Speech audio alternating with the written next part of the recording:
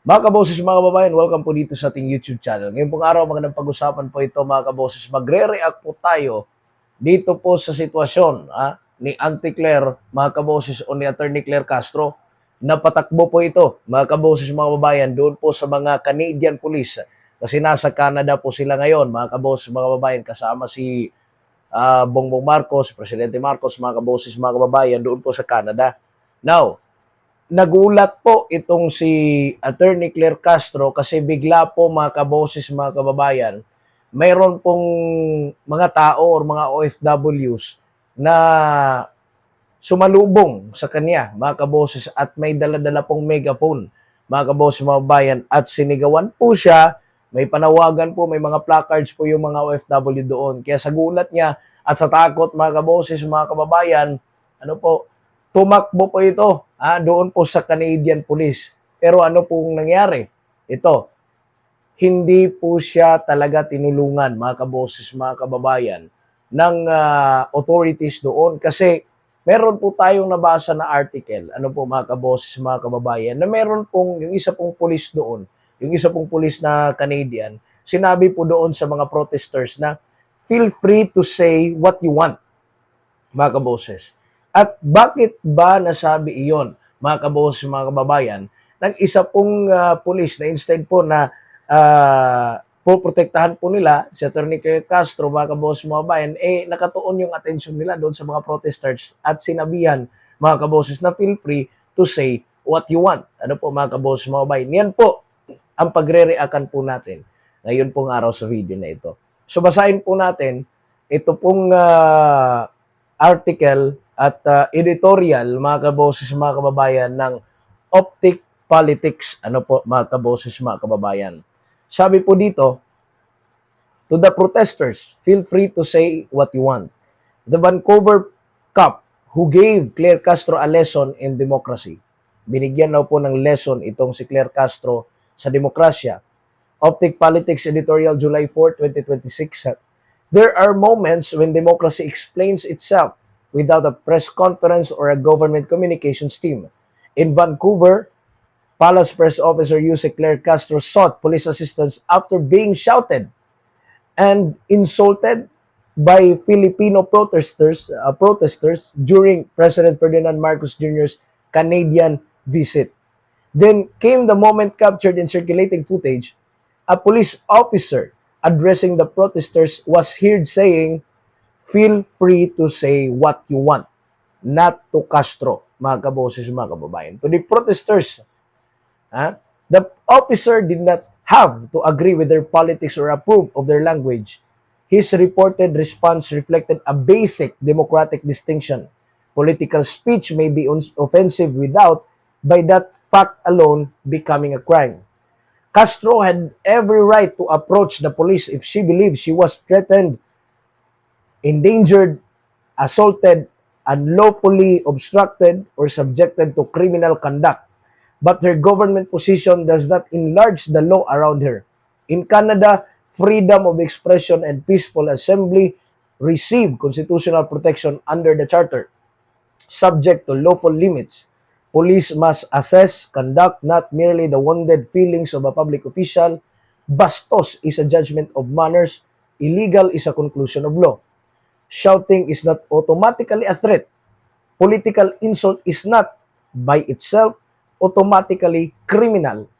The surrounding words, conduct, repetition, proximity, and circumstances matter. That is the rule of law.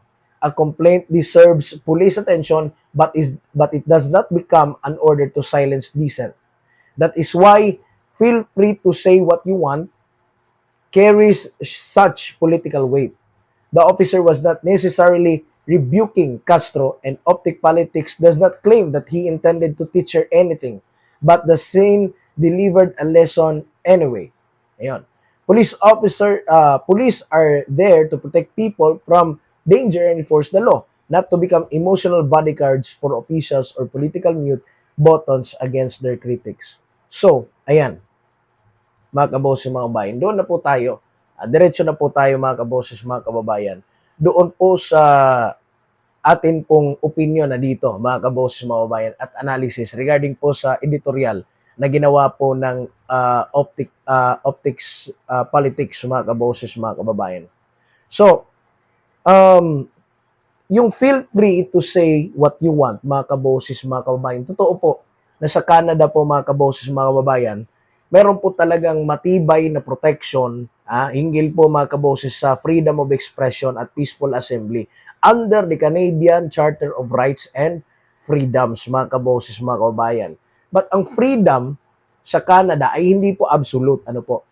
Maaaring limitahan, kagaya po dito, hate speech, threats, harassment, incitement to violence, o iba pang unlawful conduct, mga kaboses, mga kababayan.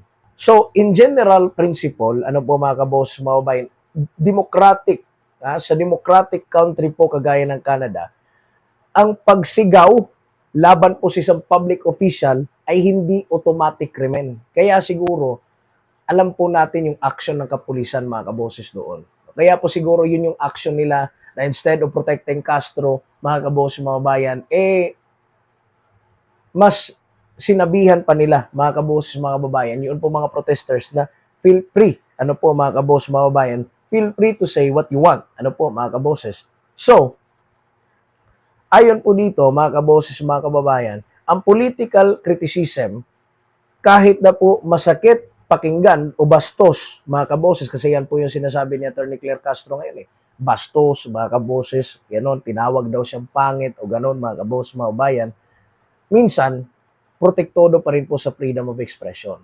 Pero, kung meron pong credible threat, physical assault, intimidation, stalking, at iba pa pong criminal acts, doon na po, mga kaboses, mga bayan, sasali po ang ating mga kapulisan. So, saludo po tayo. No, akala siguro ni Atty. Claire, mga kaboses, mga kababayan, na yung mga kapulisan, no, yung mga pulis doon sa Canada ay kagaya rin, mga kaboses, mga kababayan, ng mga pulis, no, sa Philippines na handa po sila, mga kaboses, mga kababayan, na protektahan at all cost, mga kaboses. Kasi kung may tawag nito, kung meron pong mandato na ibibigay, yun pong Malacanang, mga kaboses, mga kababayan. At ito po ang exact na principle. Being offended is not the same as being the victim of a crime, mga kaboses, mga kababayan. So, ang important lesson po dito, mga kaboses, mga kababayan, ang isang democratic country na may freedom of expression, mga kaboses, mga kababayan, ay kasama po talaga dyan ang pagsaway po, ano po, sa ating po mga public officials. Now, dapat siguro tanungin ni Atty. Claire Castro kung bakit yung mga tao, mga kaboses, mga kababayan, ay ganun na lang, no? Ganun na lang, mga kaboses, mga kababayan, yung kanila pong reaksyon, ano po, mga kaboses, di ba? Siguro kailangan rin i-assess ni Claire Castro na Malacanang kung bakit ganun, no? Yung salubong ng mga taong bayan sa kanila doon abroad. At alam po natin yung mga OFW, naghihirap din po yan. Hindi po yan mag-a-abroad kung wala po mga issue ng ating bayan, wala pong issue ng ating lipunan, mga kaboses, mga kababayan. So sa tingin ninyo, mga kaboses, tama o mali yung ginawa, ano po, mga kaboses, mga bayan, ng mga protesters doon po sa Vancouver, Canada, mga kaboses, mga bayan. So, kasi sa tingin ko, talagang bubulusok yung dugo ng pagka-Pilipino. Kasi tayo, for so many years, mga kaboses, mga babayan, during sa mga pananakop pa, ano po, mga kaboses, talagang lumalaban itong tao. Lalo na po, may mga nakikita silang injustice, yung hindi po nila nagustuhan. Still, right pa rin po yan, mga kaboses, mga babayan. Ano po? Kasi hindi po mag-i-engage yung mga tao na ganyan kung wala pong matibay na reason, mga kaboses, di ba? Hindi naman po yan gawa-gawa ng ibang politiko. Kasi yan po yung right, no, na ginawa ng mga taong bayan doon, ng mga Pilipino, mga kaboses, mga kababayan. Kasi kahit saan ka pumunta ngayon, meron po mga Pilipino. Ano po, mga kaboses. So, ito po yung magsilbing leksyon po sana nila, mga kaboses, mga kababayan, na pakinggan yung boses po ng mamamayan, ano po, mga kaboses. At hindi po dapat i-disregard, ano po, wala pong dapat i-disregard, kaliwa man yan o kanan, na mga tawag dito, mga panawagan, mga kaboses, mga bayan, dapat pakinggan ng ating gobyerno. Kasi kung ganon, yan po talaga yung mangyayari. Di ba, makikita natin sa video si Atty. Claire Castro, parang, di ba, parang gusto niya, mga kaboses, mga kababayan, pa sana magpa-interview doon sa isa. Akala niya, interviewin siya, pero dumating yung mga may dalang megaphone, mga kaboses, nagulat na lang siya. Ano po, na yung shout is criticism na. Ano po, mga kaboses, mga kababayan. So, sana, lesson learned ng ating gobyerno, na, kasi walang ganon kung mabuti, mga kaboses, mga kababayan, kung yung kalagayan po ng ating bansa.